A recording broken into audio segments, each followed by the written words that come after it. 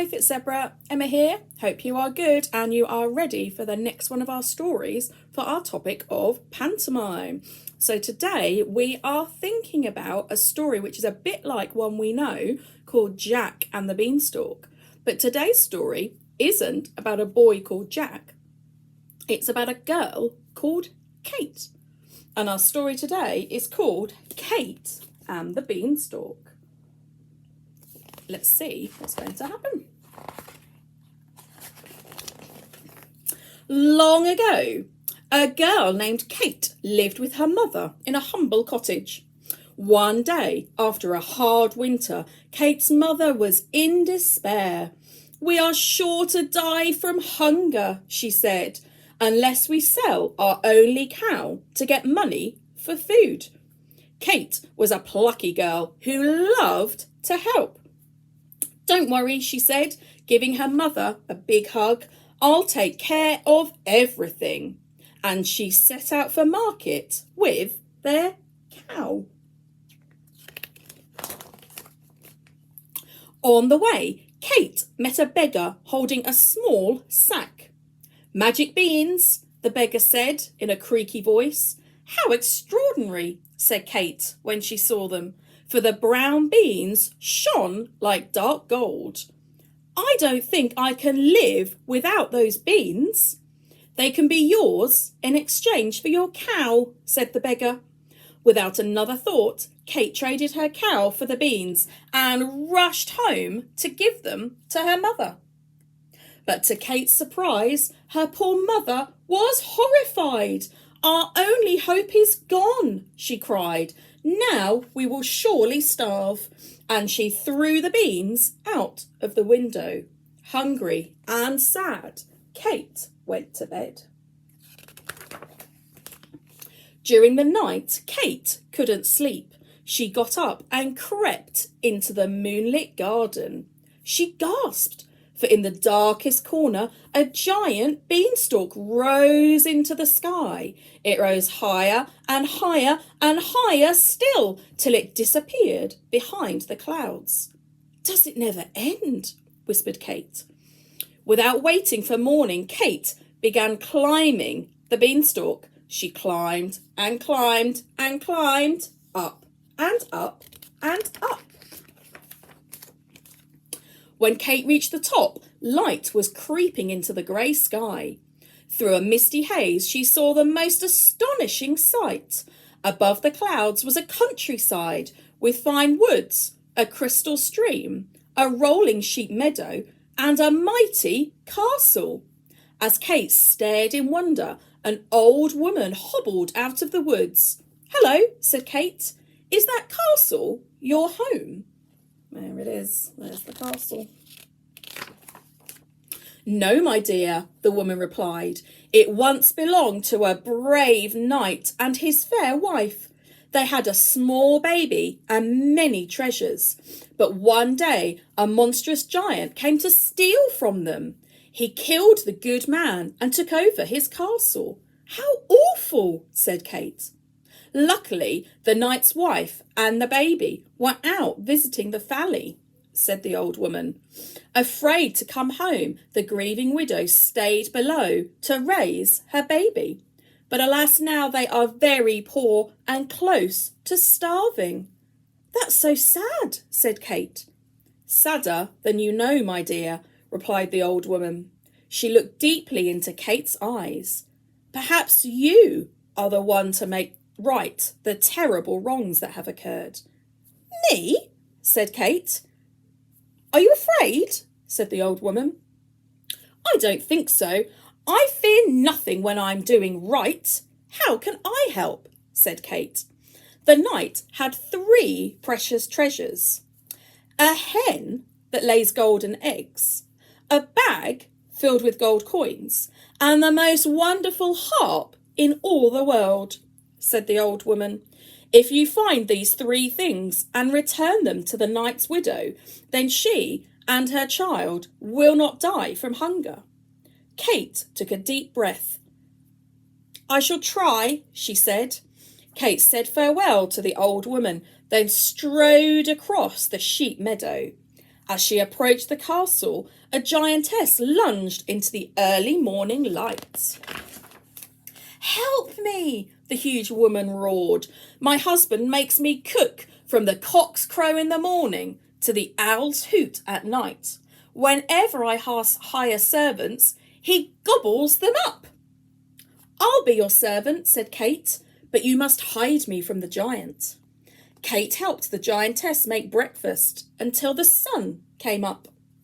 When she heard the giant coming down the hall, she trembled with fear. His footsteps sounded like the booms of a cannon. "Hide," whispered the giantess, and she pushed Kate into a closet. Peeking through the keyhole, Kate watched and listened. "Fee, fi, fo, fummin. I smell the blood of an Englishwoman. Be she alive or be she dead, I'll grind her bones to make my bread." "Don't be silly," said the giantess. "You only smell the wagon load of bacon I fried for your breakfast." "Oh," said the giant. When the giant had finished eating, he said, "Bring me the knight's hen." The giantess brought out a small brown hen. "Lay," ordered the giant, and the little hen laid a golden egg. "Ha ha ha," roared the giant. "I love my lovely little stolen hen." Then he put down his head and fell asleep, snoring as loudly as thunder. Ever so quietly, Kate crept out of the closet. You see her? There she is. She grabbed the hen and rushed from the castle. She ran across the sheep meadow to the beanstalk. Down, down, down she climbed and climbed until she landed kerplop in the garden. Kate sighed with relief. "It's better if Mother doesn't know of the danger I've been in," she whispered to the hen. "Stay here until I can give you back to the knight's poor widow." Kate hid the hen behind a bush, then slipped back inside her house. Kate knew she must disguise herself if she was going to go back to the castle. That night she dressed in a wig and a beard, crept out into the moonlight garden, and climbed the beanstalk again. Kate climbed and climbed and climbed, up and up and up. In the light before dawn, Kate crossed the sheep meadow and knocked on the castle door. When the giantess came out, she roared, "Help me! I need a servant. The last one stole our hen and ran away." All happened as before. Kate helped the giantess make breakfast until the sun came up. When they heard the giant's booming footsteps and bellowing voice, the giantess hid Kate in the closet. "Fee, fi, fo, fummin. I smell the blood of an Englishwoman. Be she alive or be she dead, I'll grind her bones to make my bread." "Calm down," said the giantess. "You only smell the mountain of hash I made for your breakfast." "Oh," said the giant. When the giant finished eating, he said, "Bring me the knight's money bag." The giantess brought out a bag filled with gold coins, and the giant greedily counted them. "Ha ha ha," he roared. "I love my little stolen coins." Soon the giant's head began to nod. Kate watched him fall asleep. Then she crept out and grabbed the money. She ran out of the castle, across the sheep, down the beanstalk. Down, down, down she went. She climbed and climbed until she landed kerplop in the garden. "Goodness," said Kate, "what a day! I must hide these coins until I can give them back to the knight's poor widow." Kate hid the money bag with the hen, then slipped back inside her house. That night, Kate disguised herself once again and started up the beanstalk. She climbed and climbed and climbed, up and up and up. She ran across the sheep meadow, and just as the sun came up, she knocked on the castle door. When the giantess came out, she grabbed Kate and cried, "Help me! I need a servant. The last one stole our money bag and ran away." Again, all happened as before. Kate helped the giantess make breakfast. Soon the giant's footsteps boomed down the hall, and the giantess hid Kate in the closet. "Fee-fi-fo-fummin, I smell the blood of an Englishwoman. Be she alive or be she dead, I'll grind her bones to make my bread." "You old fool," said the giantess, "you only smell the sea of fish soup I made for your breakfast." "Oh," said the giant. When the giant finished his soup, he cried, "Bring me the knight's singing harp." The giantess brought out a magnificent harp, the only one of its kind in the world. The harp sparkled with diamonds and rubies and had strings made of gold. "Sing!" bellowed the giant. The harp began to sing. It sang an old haunting song. It sang of the past, of the noble knight, his lost wife and baby, of golden days and starry nights. The harp's lovely song nearly broke Kate's heart. When the giant fell asleep, she crept out from behind the door, seized the harp and ran away with it.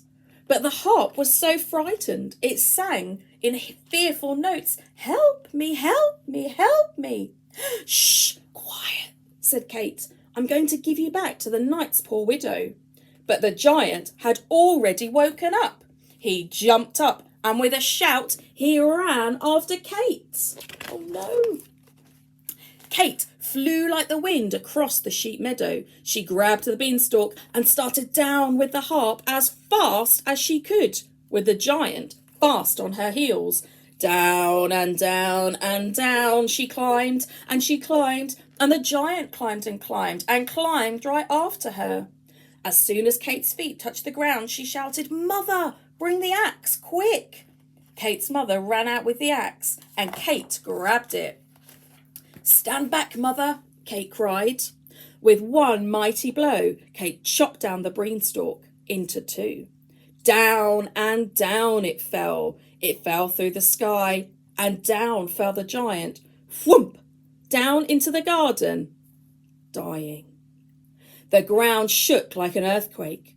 Kate's mother took one look and cried out in horror, "That's the giant who killed your father." "My father?" asked Kate. Before her mother could answer, a fairy approached in a chariot drawn by two peacocks. "Hello, brave Kate," she said. "As the queen of the fairies, I have long wanted to avenge the treachery done to the good knight. But first, I needed to know if his daughter was worthy of her inheritance. So I disguised myself as both the beggar and the old woman and sent you on your quest for your father's castle." "My father's castle?" Kate looked at her mother, who nodded. "I never spoke of your father after he was killed," Kate's mother said. "He would be most proud of you now." There's the fairy. Kate hugged her mother, and they cried for the sorrow and the wonder of it all. Then they climbed into the chariot and rose through the clouds to the castle that was once again theirs, up and up and up. Kate asked the giantess to stay on as their cook. "Thank you for your kindness," said the giantess. "Would you like a biscuit and jam?" "Yes," said Kate and her mother, and the giantess served them a biscuit as big as a cow. The end. I hope you enjoyed the story that was a little bit different about the beanstalk, this time about Kate and the beanstalk. See you soon. Bye.